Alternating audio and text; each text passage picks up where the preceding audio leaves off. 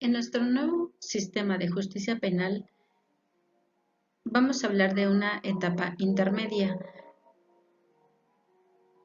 De acuerdo a nuestro artículo 334 del Código Nacional de Procedimientos Penales, nos dice que la etapa intermedia tiene como objeto el ofrecer y admisión de los medios de prueba, así como la depuración de los hechos controvertidos que serán materia de juicio. Esta etapa intermedia tiene una fase en la que se realizan los actos de gran importancia para su debido proceso, debido a que el juez de control, en conocimiento de las partes, toma la decisión de abrir el juicio penal previo admisión de la acusación del Ministerio Público. Esta etapa intermedia, en la fase escrita, en su fase de audiencia intermedia y en el auto de apertura a juicio oral. Esta tiene dos fases, una escrita y la otra oral, como lo habíamos comentado. En la escrita inicia con el escrito de la acusación que formula el Ministerio Público y comprende todos los actos previos a la celebración de la audiencia intermedia. En la fase oral da inicio en la celebración de la audiencia intermedia y culmina con el dictado del auto de apertura a juicio de acuerdo a nuestro artículo 334 del Código Nacional de Procedimientos Penales.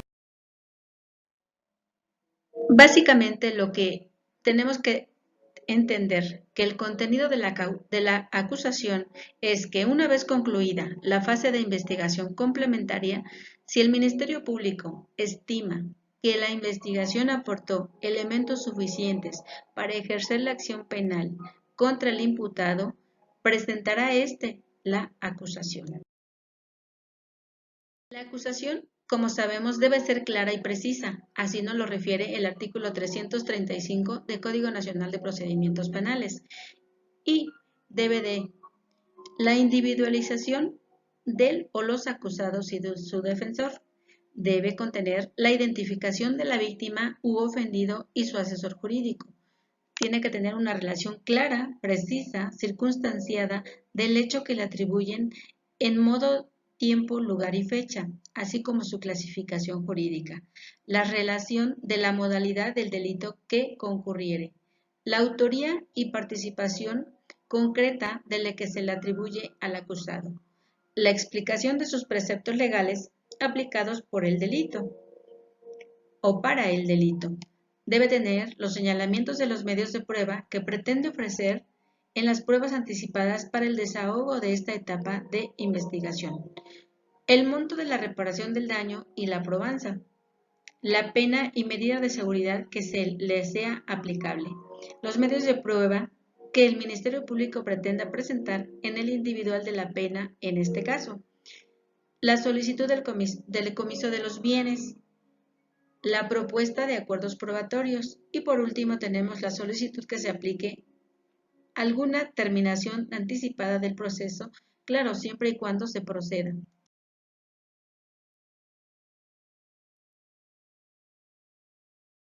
La víctima u ofendido, que es presentada la acusación, el juez de control ordena su notificación a las partes al día siguiente, al acusado y a su defensor, a la víctima u ofendido por su conducto a su asesor jurídico y así estar en condición de señalar fecha de audiencia intermedia. Vamos también a tocar el descubrimiento probatorio, que este viene a cargo del Ministerio Público. Consiste en la entrega a la defensa de copias de registros de investigación, evidencia y todo lo recabado en la investigación.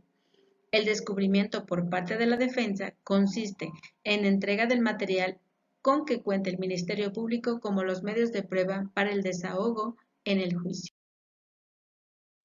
También tenemos aquí la coadyuvancia en la acusación.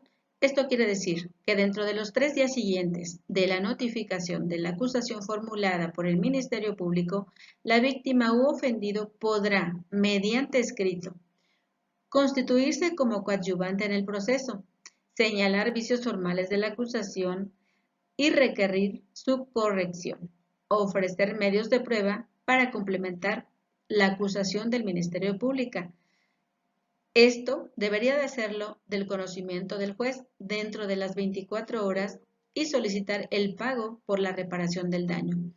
Aunado a esto, tenemos que en la coadyuvancia hay una regla. Si la víctima u ofendido se constituye en coadyuvante del Ministerio Público, le serán aplicadas las formalidades para la acusación. El juez de control debe correr traslado en lo conducente. Por parte de la víctima, no altera facultades ni le exime de la responsabilidad. Si son víctimas u ofendidos, deben nombrar un representante común, siempre y cuando no haya conflicto de intereses. En la actuación del imputado, el imputado dentro de los 10 días de la notificación puede señalar servicios formales del escrito de acusación y pronunciarse sobre las observaciones del cooperante si lo considera pertinente. 2. Solicitar la acumulación o separación de acusaciones. Número 3. Manifestarse sobre los acuerdos probatorios. En el número 4. Descubrir medios de prueba que pretenda a desahogar en el. Tendemos a la citación a la audiencia. Aquí, el juez de control, en el mismo auto, el que tenga por presentada la acusación del Ministerio Público, señala la fecha para que se lleve a cabo la audiencia intermedia, la cual deberá tener lugar en un plazo que no podrá ser menor a 10 días y no exceder 20 días naturales a partir de presentar la posición. En la inmediación en la audiencia intermedia, esta la conduce el juez de control en fase oral, siempre en presencia del Ministerio Público y el defensor. La víctima o ofendido o su asesor deberán concurrir. Su inasistencia no suspende el acto. Aún justificada, se tendrá por desistida su pretensión en el caso de que hubiere constituido como coadyuvante en el Ministerio. Hablaremos también de la unión o la separación de la acusación. Cuando el Ministerio Público formula varias acusaciones que el juez de control considere someter a un mismo debate, siempre y cuando no perjudique a la defensa, si son de un mismo hecho. En este desarrollo de audiencia, el Ministerio Público realizará una exposición resumida de su acusación, que puede ser contestada por la defensa oralmente en misma audiencia. Los acuerdos probatorios son aquellos celebrados interministerial público y el acusado para aceptar como probadas a alguno o alguno de los hechos o de las circunstancias. La víctima o ofendido puede estar en contra de estos acuerdos. El juez de control utiliza el acuerdo probatorio siempre que lo considere justificado. Ahora hablaremos de la exclusión de medios de prueba para la audiencia del debate. Aquí quiere decir que el juez de control ordenará fundadamente que se excluyen de ser rendidos en la audiencia de juicios a aquellos medios de prueba que no se refieren directa o indirectamente al objeto de la investigación.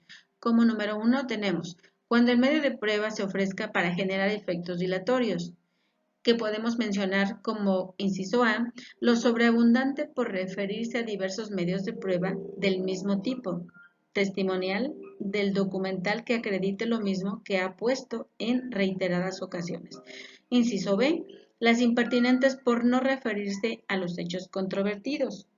Como inciso C, las innecesarias por referirse a hechos públicos notorios e incontrovertidos.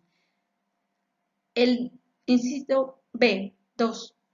Por haberse obtenido con violación a los derechos fundamentales. En el número 3, por haber sido declaradas nulas. En el número 4, son aquellas que contravengan las disposiciones señaladas en nuestro Código Nacional de Procedimientos.